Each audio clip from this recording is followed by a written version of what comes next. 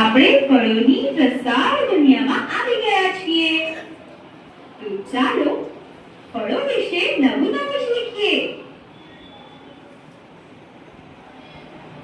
જેમ કે ફળો જુદા જુદા આકાર, કદ અને રંગના હોય છે. દુનિયામાં કે જેલી બનાવી શકાય અને મિલ્કશેક બનાવીને પણ પી શકાય.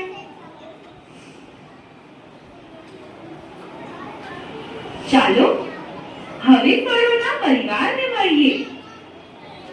ફળોને ઘણી રીતે વિભાજિત કરી શકાય.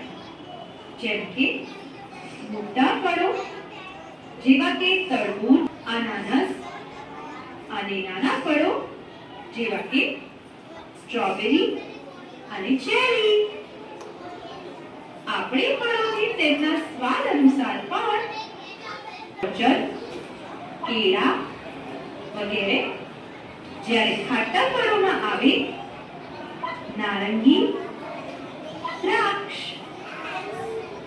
પછી આવે રસ નીકળી શકે અને રસ ન નીકળી શકે તેવા ફળો.